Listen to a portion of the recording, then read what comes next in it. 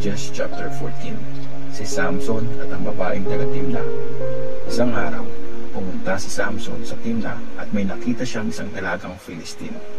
Pag-uwi ni Samson, sinabi niya sa mga magulang niya, "May nakita po akong isang dalagang Philistine sa Timna. Kunin niyo siya, gusto ko siyang maging asawa." Pero tinanong siya ng tatay at nanay niya, "Bakit naman dun pa sa mga di tuling Philistines ka namili ng mapapangasawa? Wala ka bang mapili sa angkan natin, sa lahi natin?" Pero sinabi ni Samson sa tatay niya, "Basta, siya ang gusto kong mapangasawa. Kunin niyo siya."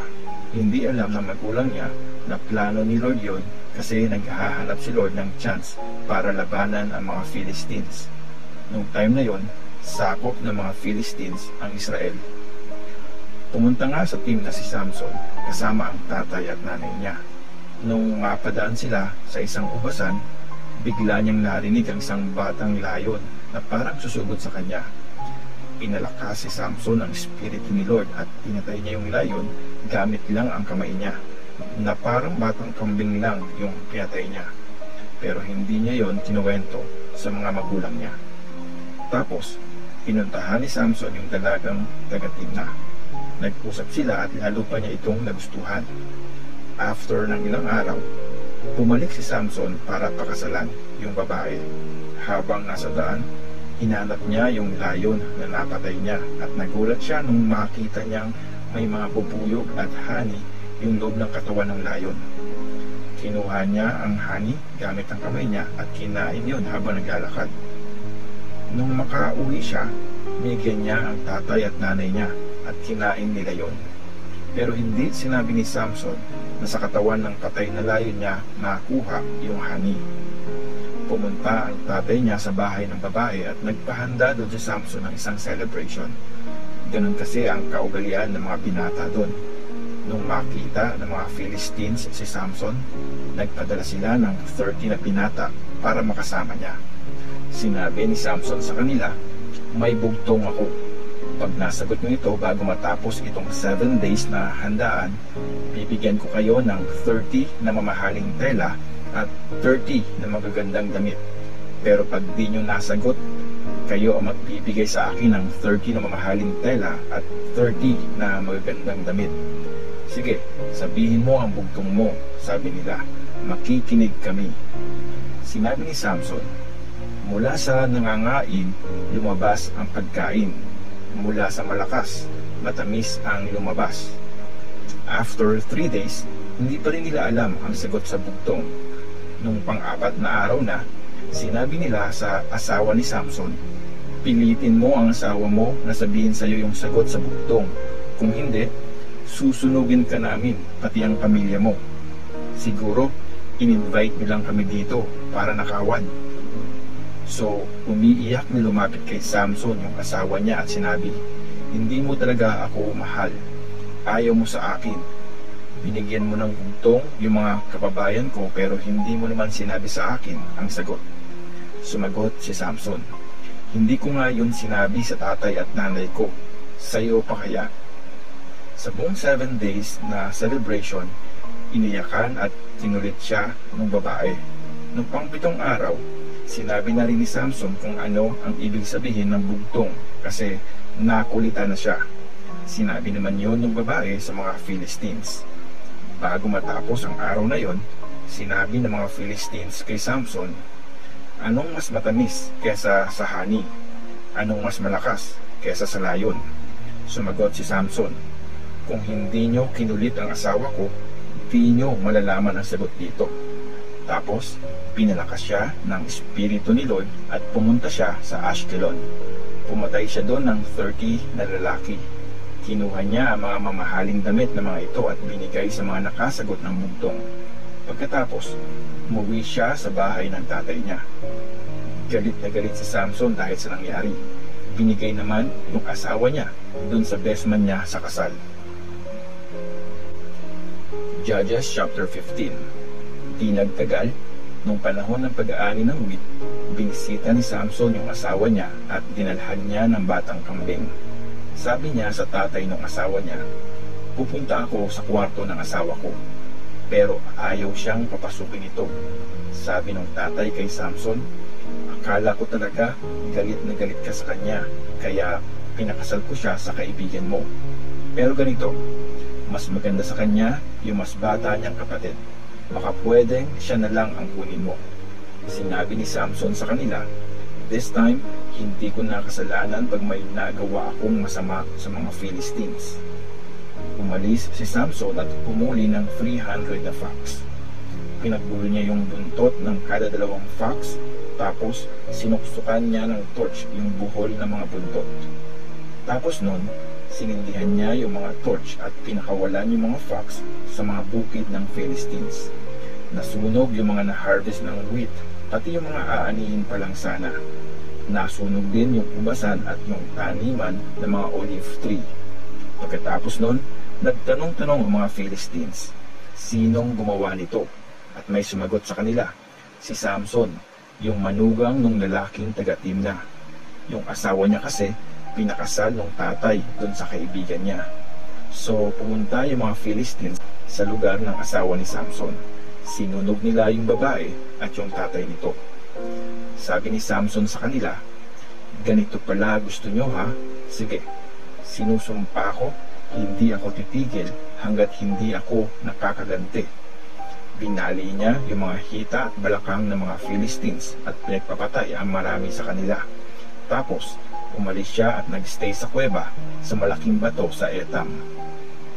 Tinalo ni Samson ang mga Philistines. Pumunta yung mga Philistines sa Juda at nagkampo doon. Tapos, sinugod nila ang bayan ng Lehi. Tinanong sila ng mga taga-Juda, bakit nyo kami sinusugod? Sumagot sila, nandito kami para hulihin si Samson at gawin sa kanya yung ginawa niya sa amin. So, nagpunta yung mga taga-Juda sa kuweba ng Etam. 3,000 silang lahat na pumunta. Tinanong nila si Samson, di mo ba alam na mga Philistines ang nagahari sa atin? Bakit mo naman ito ginawa sa amin? Sumagot siya, gumanti lang ako sa ginawa nila sa akin. Sabi nila, nandito kami ngayon para itali ka, para maisubukan namin sa kanila. Pero sinabi ni Samson, mangako muna kayo na hindi kayo mismo ang papatay sa akin. Okay, sige, sagot nila. Itatali ka lang namin at isusuko sa kanila. Hindi ka namin papatayin. Kaya tinali nila ng 2 bagong lubid si Samson at nilabas siya sa kuweba. Pagdating niya sa Lehi, sinalubong siya ng mga Philistines na naghihiyawan. Lumakas si Samson dahil sa espiritu ni Lord. Napatid yung mga lubid na tinali sa kamay at braso niya. Para mga sinulid lang na nasunog. Tapos may nakita siyang buto ng pangalang donkey na kamamatay lang. Pinulot niya yon at yun ang pinangpatay niya sa 1,000 na tao. Tapos napakanta si Samson. Nakapatay ako ng 1,000 na tao gamit ang pangalan donkey. Tambak-tambak yung katawan ng mga napatay ko gamit ang pangalan donkey. Pagkatapos, hinagis niya yung pangalang donkey. Tinawag na Ramath Lehi ang lugar na yon. After nun, uhaw na uhaw si Samson kaya tinawag niya si Lord at sinabi, sobrang laki ng panalong pinigay mo sa akin na servant mo, pero mamamatay naman ako sa uhaw at mahuhuli ng mga dituling Philistines. Bakit naman po ganon? Kaya biniyak ng Diyos yung isang part ng lupa sa Lehi at may lumabas na tubig doon. Pagkainom ni Samson, bumuti ang pakiramdam niya at bumalik ang lakas niya.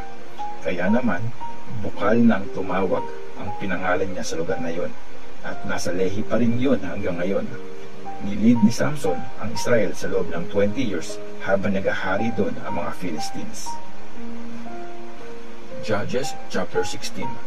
Pumunta si Samson sa Gaza. Isang araw, pumunta si Samson sa Gaza. May nakita siyang prostitute doon at sinipingan niya yun. Nalaman ng mga taga-Gaza na nandun si Samson, kaya pinaligiran nila yung lugar at buong magdamag na inabangan siya sa may gate ng city. Tahimik lang sila buong gabi at iniisip nila, maghintay tayo hanggang sumikat yung araw at saka natin siya patayin. Pero hating gabi pa lang, bumangon na si Samson. Tinanggal niya yung gate ng city at hinugot yung mga pinto, mga poste at mga kahoy na panglock ng mga pinto. Binuhat niya yon sa balikat niya at dinala sa tuktok ng hill sa tapat ng Hebron. Si Samson at si Delilah. After nito, na-inlove si Samson sa isang babaeng taga Sorek Valley nang pangalan ay Delilah. Pinuntahan si Delilah ng mga leaders ng Philistines at sinabi, "Akitin mo si Samson. Alamin mo kung bakit sobrang lakas niya at kung paano namin siya mahuhuli. Tapos matatali na namin siya at di na siya makakalaban. Pag nagawa mo ito, magbibigay kaming lahat sa iyo ng tig 1,100 na silver." So, sinabi ni Delilah kay Samson, "Sabihin mo naman sa akin, bakit ang lakas-lakas mo? Paano ka ba matatali? Yung tipong di ka na makakalaban." Sumagot si Samson, "Pag tinali ako ng 7 bagong tali ng pana, yung hindi pa napapatuyo, magiging kasing hina na lang ako ng ibang tao." So binigyan ng mga leader ng Philistines si Delilah ng 7 bagong tali ng pana na hindi pa napapatuyo at pinangtali niya yon kay Samson. May pinag-abang siyang mga tauhan sa kabilang kwarto. Tapos sumigaw siya, "Samson, andyan na yung mga Philistines." Biglang pinigtas ni Samson yung mga tali ng pana. Parang sinulid lang na nadikit sa apoy. Kaya hindi pa rin nila alam ang sikreto ng lakas niya. Sinabi ni Delilah kay Samson, "Hay nako, niloloko mo lang ako. Hindi mo naman sinabi yung totoo. Sige na, sabihin mo na sa akin, paano ka ba matatali?" Sumagot ito, "Pag tinali ako ng bagong lubid na never pang nagamit, magiging kasing hina na lang ako ng ibang tao." Kaya kumuha si Delilah ng mga bagong lubid at pinagtali niya yon kay Samson. Tapos sumigaw siya, "Samson, andyan na yung mga Philistines." Nakaabang na yung mga tauhan sa kabilang kwarto, pero parang sinulid lang na pinigtas ni Samson yung mga lubid sa braso niya. Sinabi ni Delilah kay Samson, "Niloloko mo pa rin ako. Nagsisinungaling ka sa akin. Ano bang dapat gawin para matali ka?" Sabi ni Samson, "Di ba nakahati itong buhok ko sa 7 kwintas? Pag pinagsama-sama mo yun, tapos pinudupot mo sa isang stick, magiging kasing hina na lang ako ng ibang tao." Kaya pinatulog siya ni Delilah. Hinawakan ni Delilah yung 7 kwintas ni Samson, pinagsama-sama yon at pinudupot na mahigpit sa isang stick. Saka siya sumigaw, "Samson, andyan na yung mga Philistines." Pero nagising si Samson at inalis niya yung pagkakatali ng buhok niya sa stick. So sabi ni Delilah, "Sinasabihan mo ako ng I love you, pero hindi mo naman talaga ako mahal. 3 beses mo na akong niloloko. Hindi mo pa rin sinasabi sa akin kung saan ba galing yung lakas mo." Araw-araw niyang pinipilit si Samson at tinatanong, kaya na-stress na rin si Samson sa pangungulit niya. Finally, sinabi na niya kay Delilah ang totoo. "Never pang nagupitan itong buhok ko," sabi ni Samson. "Dinedicate ako sa Diyos para maging Nazirite mula pa nung pinanganak ako. Pag ginupit itong buhok ko, mawawalan ako ng lakas at magiging kasing hina na lang ako ng ibang tao." Nung na-realize ni Delilah na totoo na ang sinasabi ni Samson sa kanya, nagpadala siya ng message sa mga leader ng Philistines. "Tara na ulit dito. Sinabi na niya sa akin yung sekreto niya." Pinuntahan siya ng mga leaders ng Philistines at dala na nila yung perang pambayad sa kanya. Pinatulog ni Delilah si Samson at kinandong yung ulo nito.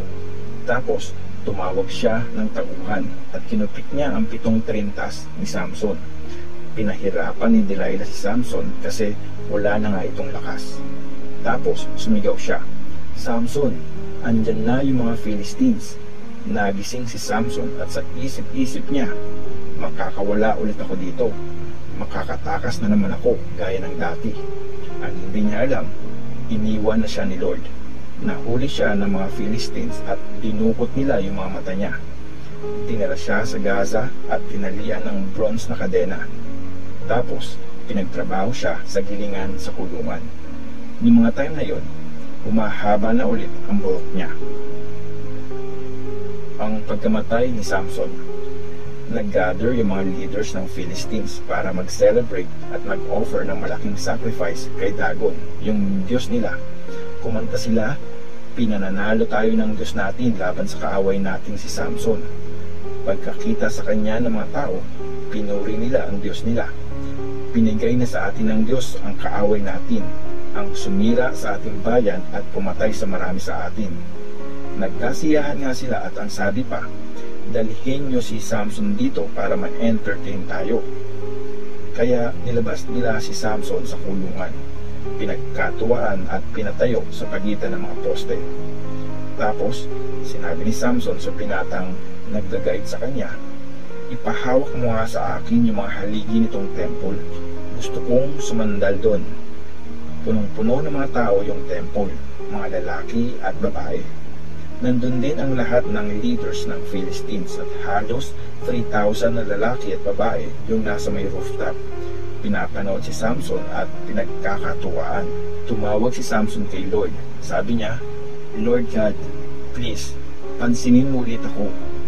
Please, God, palakasin mo ako kahit ngayon na lang ulit para makaganti ako sa mga Philistines sa pagdukot nila sa mga mata ko." Hinawakan ni Samson yung dalawang haligi sa gitna ng temple, yung kanang kamay sa isang poste at yung kaliwa naman sa kabila. Tapos tinulak niya ang mga yon at sinigaw niya, "Hayaan niyo na akong mamatay kasama ng mga Philistines." Binuhos niya ang lahat ng lakas niya sa pagtulak sa mga poste. Gumuho yung temple at nabagsakan yung mga leaders at lahat ng mga taong nandun. Mas marami pang napatay si Samson nung time na namatay siya kesa nung buhay pa siya. Pumunta doon ang mga kapatid at buong pamilya niya para kunin ang bangkay niya. Inuwi siya at nilibing sa libingan ng tatay niyang si Manoah, doon sa pagitan ng Zorah at Eshtaol. Naging leader siya ng Israel sa loob ng 20 years.